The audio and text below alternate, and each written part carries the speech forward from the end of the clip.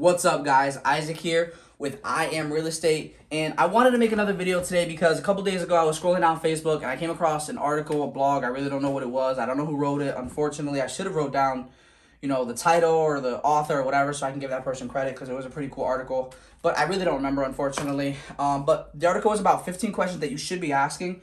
15 questions that you guys should be asking when you are buying a home. 15 questions you should know the answer to when buying a home. So I wrote down the questions, gave myself a couple days so I can kind of forget about it. And I want to answer these questions. Like, I haven't seen the questions in 3 days. I did write them down. They're right here.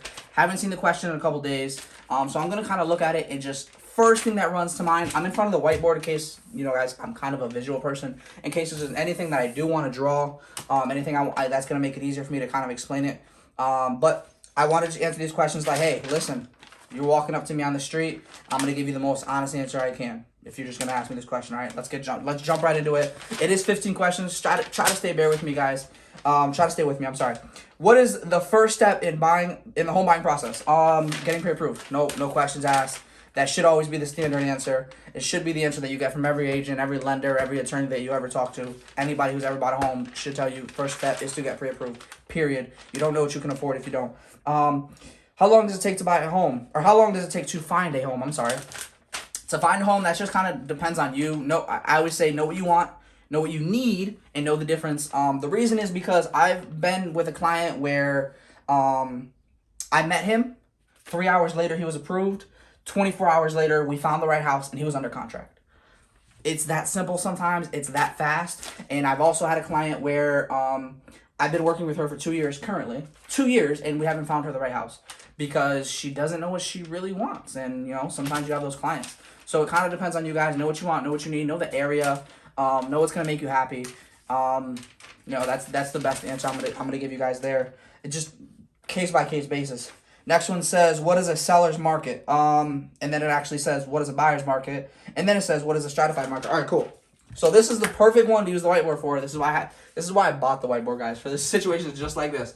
So the best way that I could think, this is the best way I could explain it, is going to be supply and demand. I think that majority of us out there are going to know what supply and demand are. Okay. Seller's market. Supply is down, demand is up. What does that mean? It means the houses are being listed less. Not the price is less, but there's less houses available for sale. There's less houses on the market, but there's lots of buyers. Buyers are going in, buyers are bidding. And so I made a video maybe about a week ago, 2 weeks ago, and I was talking about the current market that we're in, and buyers are going in and bidding higher and higher and higher. This is a seller's market. It is, what's today's date? April 27th, 2021.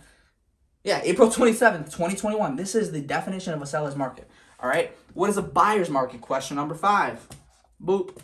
Boop. The exact opposite. Supply is up. There's so many houses available for sale. There's so much inventory on the market, but there's very little buyers. So what's happening? People are listing and they're getting less than asking price because they're just trying to get rid of those properties. Okay, that's just part of what happens in a buyer's market.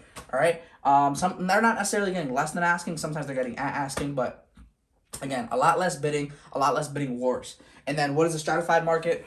Do I have a different color? I got blue. Stratified market. Boom. Oh, that's a nice color. Stratified market means it's really neither. It's somewhere in between, and it's not a buyer's market. It's not a seller's market. It's like a fair market. Everything's happening in between. Sellers are making more money. Sellers are making less money, and sellers are making really what they should. Right? That's just the best way I can put it. Okay. So that was 5. Nope. This was 3, 4, 5. Number 6. How much do I have to pay an agent to help me buy a house? The answer should be most of the time you're going to pay nothing, because most of the time when you're buying a house, the seller's already agreed to pay the seller's agent and the buyer's agent agency fees, whether that be 5% for the total, 6% for the total, 4% for the total, whatever it's going to be. Seller's usually going to pay that. There are rare situations where you might need to come out of pocket and support your agent and say, all right, well, I'll pay that extra 0.5% because that's what your broker fees are, or I might have to pay an extra percentage, a little bit of an extra to help that percentage. But for the most part, it's going to be very, very rare. that you have to pay, because like I said, the seller should almost always pay it. It's pretty uncommon that the seller's not going to pay the agency fees.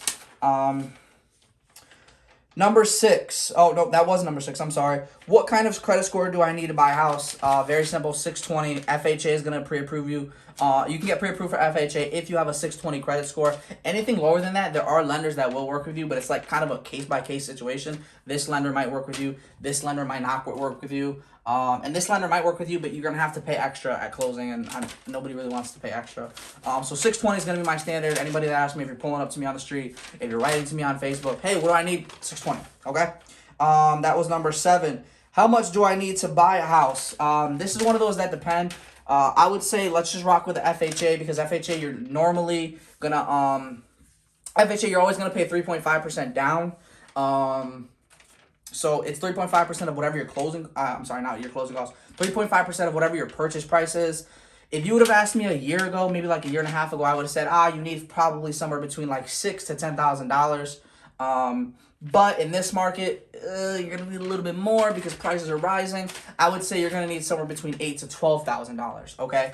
Now, sometimes you need a little bit less. Sometimes you need a little bit more, and there's ways around it. You can get grants. You can get seller to pay your closing costs. You know, there's different ways to get the job done. But my standard right now, my answer is gonna be $8,000 to $12,000. Again, we are in a seller's market. Okay. Whew. Number 9. Should I sell my current home before I buy a new one? This is one of those questions where it depends. I'm gonna draw a picture. This is why. If you are currently living in a single family home, okay, and you're going to buy another single family home, all right, I'm gonna put, this is where you're living, you know, you and your family, right? You're living here currently. If you are going to go buy another single family home, this is where you're living right now, and you keep both of these, this second property that you're not living in, that you don't have a homestead on, this is going to be considered a investment property. So what happens is you are going to have to pay 20% down when you buy your new home.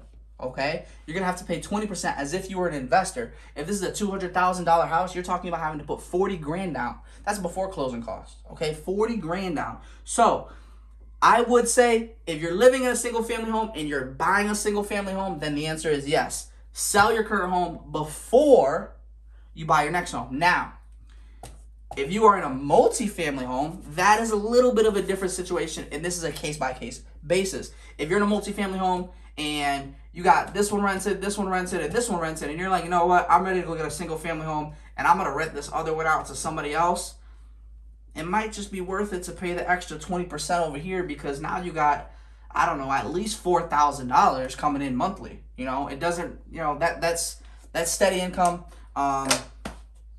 It's a case-by-case situation, guys. It just kind of depends on you and, you know, where you're currently living, what your current living situation is, okay? This is a good one to kind of leave in the comment section. If you got, or if there's like you're in a very, very particular situation, you want my opinion, just let me know, okay? That's a pretty cool question, though. I really like that question. How many houses should I look at before buying one? How many houses should I look at before buying one? Again, it depends on you. Know what you want, know what you need, and know the difference. I've looked at 50 houses with one client and still haven't found nothing. Maybe more than 50 houses. I looked at one house, 2 houses, and, you know, we found the right house. When we bought our house, when I bought my house, we looked at one house, and it was the one that we bought. I would say keep your options open on like Zillow, MLS, Realtor.com. Look at the pictures, get an idea, you know, 3 beds, 4 beds. Do you want land? Do you not want land? Garage, no garage, whatever. Keep your options open, but for the most part, know what you want, know what you need, and this is just one of those that depend on you. Sometimes you love the pictures and you walk in and you're like, I hate the feeling of this house. The vibe isn't right, and so that's not the right house for you, and that's okay. There's a house out there for everybody. You're gonna find it. It's just a matter of when, okay? How many houses? All right, so we just did 10. Now we're on 11. What is earnest money? Earnest money, ooh, this is another good question. This is a question that I actually don't get a lot, but I probably should get it a lot. My hand is so dirty.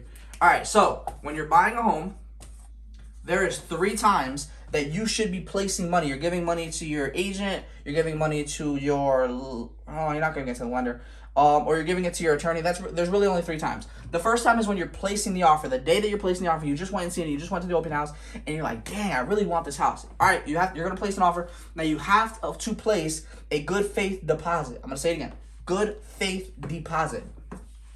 And it's pretty standard to see $100 good faith deposit. You can write a check. You can get a money order. And when your agent is placing that offer for you, they're going to submit your good faith deposit. It really only needs to be submitted like by PDF at first. And if the offer is accepted, then they'll ask for the check or the money order later. So that's whatever.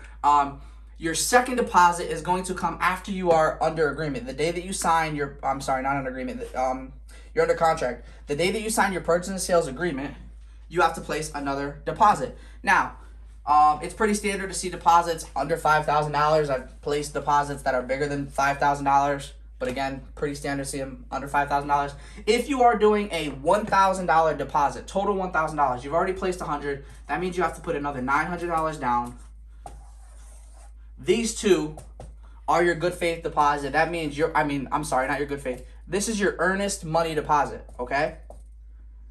There you go. This is your earnest money deposit. So this money sits in the bank of the seller's broker, okay? Of the listing agent's broker. This money is going to sit in there. If you walk away from the deal on good terms and with reasonable cause, you'll receive this money back. If you don't walk away from the deal, if you buy the house, this money goes towards your you purchasing the property, and $1,000 less that you have to bring to the table. So this is what earnest money is. The third time they're going to be bringing money in is on closing day. Closing day, you'll be bringing money to the attorney. Other than these 3, you really should never hand money to your agents. But 1 and 2, these are your earnest money deposit. Okay? Whew. All right, next question. How long should a seller take to respond to an offer? This is one of those, it depends. I think it's pretty standard to see 24 to 48 hours, max 72 hours max. I think that if you're waiting longer than that, buyers are going to get antsy. And, buyers don't really like to wait. They kind of like to hear the answer. They don't want to miss on other opportunities out there. And as a seller, you really don't want to hold anybody else back anyway. So 24 to 72 hours, I guess, would be proper. There are rare situations where, like, say you list it on Friday, or let's say you list it on Wednesday. Somebody comes and sees it on Friday, and they're like, oh, well, we're going to place an offer today. You might say, hey, well, as a seller, I'm not going to even review offers until Monday or Tuesday night. Just be straight up with them. This is the day that I'm going to be reviewing. The day and time I'm going to be reviewing all offers. If you want to place your offer 3-4 days ahead of time, that's okay with me. All right? Just know that you're going to be waiting a little longer. And if you're okay with that, then great. Sometimes those are the best buyers too. What if my offer is rejected? If your offer is rejected, as a agent, my first response is, well, you rejected my offer, rejected my client's offer. Did you already accept another offer? Or is there a way that we can get something done here? Okay. Do you have a counter offer? Do we need to come up on money? Do we need to close faster? Do we need to raise our earnest money deposit? What is going to take to get this deal done?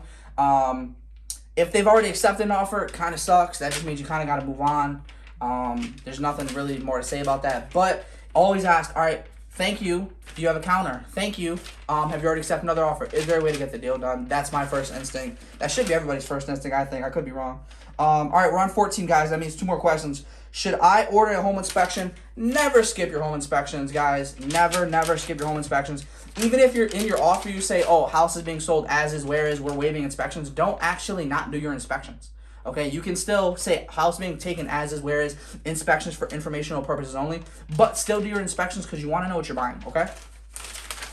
Last question. Do I need a final walkthrough? This is a great last question because it's actually the final question, and it's the last thing you're supposed to do before you buy the house. Final walkthroughs take place the day before, like the night before, or maybe the morning of closing, right before closing, 15, 20 minutes, an hour, whatever.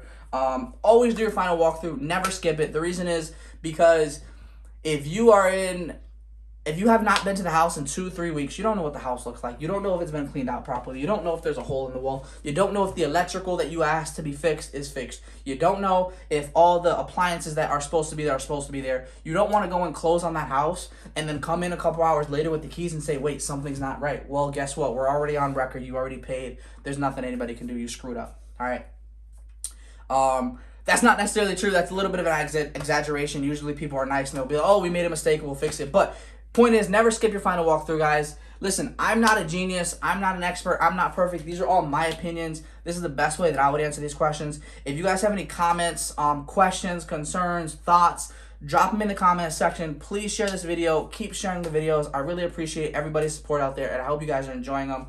I'll see you guys again soon, and just follow me on all my outlets, guys. Appreciate it.